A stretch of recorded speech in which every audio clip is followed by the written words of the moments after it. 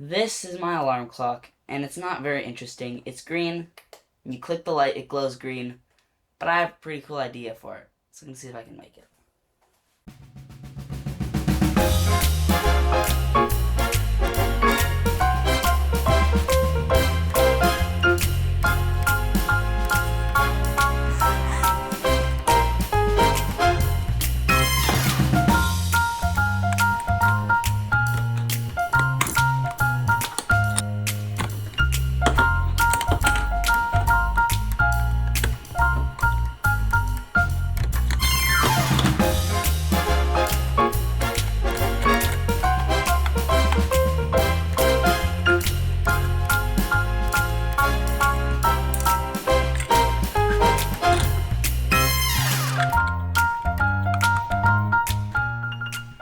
So what's going on inside of here is actually pretty cool. There's 4 walls, and there's one LED back there that is pointing backwards. So it reflects across the 4 walls, and it goes onto this diffusing film that distributes the light perfectly.